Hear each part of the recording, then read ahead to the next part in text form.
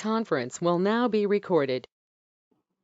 Hi everyone, we will be going over a simple demo model which consists of two CAN networks, a gateway and an Ethernet interface. So the purpose of this demo model is to show you how easy is it to assemble a CAN network, a gateway and an Ethernet interface. So all the modules that you see over here can be obtained from the library which is over on the left hand side. We can get the CAN bus modules just by going over interfaces and buses, then the CAN.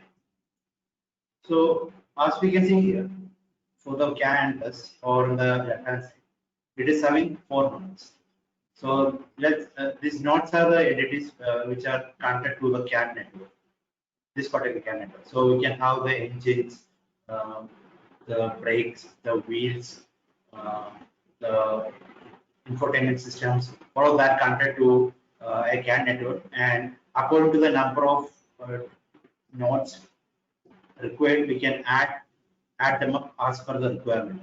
So if I need one more, then I can just drag and drop one more here, and then make connections just like that.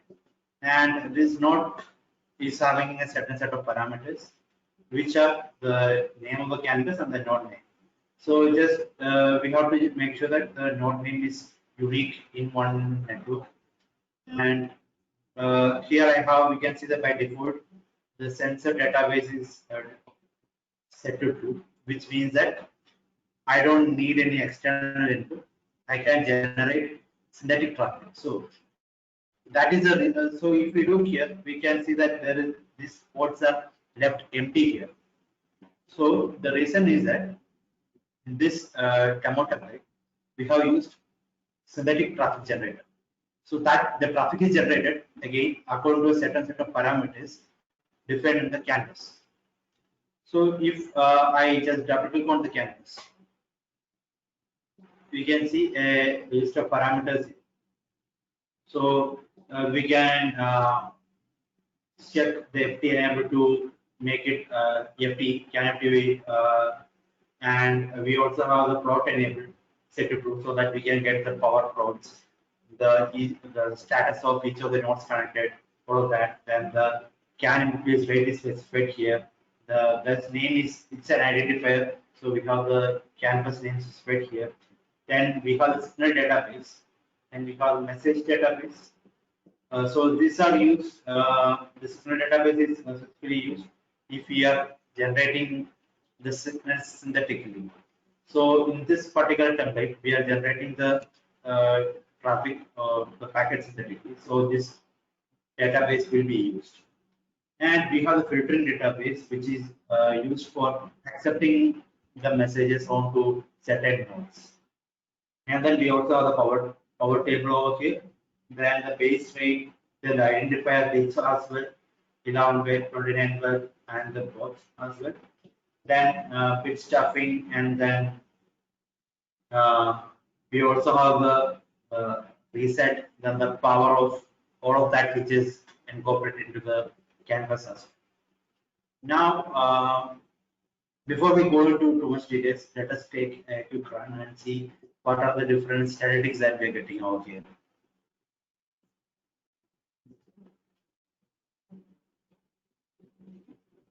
So the gateway that we are using over here is a DSL compliant gateway. So we can see the latency statistics as per the traffic classes. So we can see that the CDTA, the critical data frames, are getting a deterministic latency, and that to at an acceptable level. So it's very minimal, while the AVB and the bus traffics are having a certain spikes and certain high latencies. We can also see the ECU status protest, and we can see that CAN1 ECU3 is being heavily used as compared to the other ones. And then we also have the power protest for the CAN1 and the CAN1 message stat debug analysis as well. So we can see what is happening to each message and when is it getting finished and everything like that. So the way that, if we look over here, we have a database again here. So this is for configuring the gateway. So if we, the TSN compliant gateway. So if you look over here, we have the classification database, forwarding database, then we have the gate control list database, the priority database, and the AVP fast priority database. So the classification database specifies whether a signal routing or a message routing is specified. So if it is a message routing, then we will wait till all the signals are assembled and then we will send it out. If it is a signal routing, then whenever the signal becomes available, we send it out directly immediately. We have a forwarding database which specifies the destination and the classes and the hash IDs associated with it. So those are situated in the forwarding table. We have a gate control list where we specify the time-aware shaper specification. So we have the CMI, we have two time slots T1 and T2. We have the CMI periods of 2 milliseconds and 8 milliseconds. So during the T1 slot of 2 milliseconds, we can send out 50,000 frames of CDP allowed. And during the T2 slot of 8 milliseconds, we can send out 15,000 frames, which can be either AVP or best effort. But the preference is always given. The priority is AVP, then best effort priority cases. So these are the priority cases, and then the bandwidth associated with each of the priority cases, priority classes.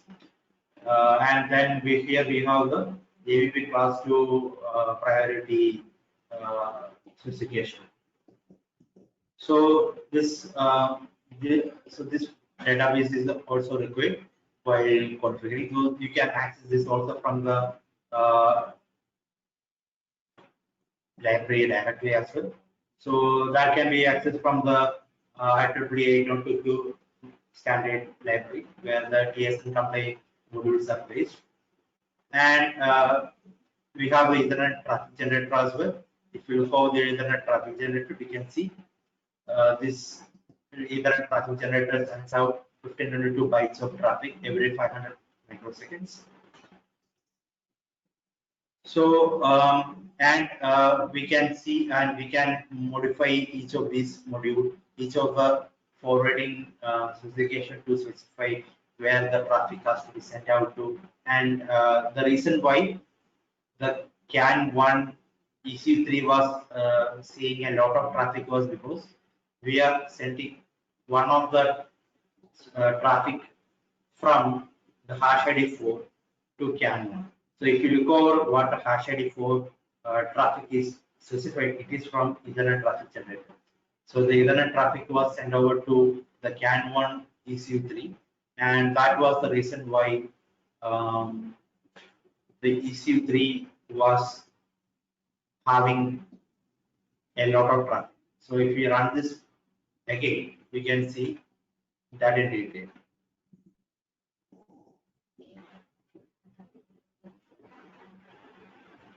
So as you can see, that was the reason why ECU3, CAN1 ECU3 is having more traffic than the rest of the ECUs, which is expecting packets on a synthetic basis.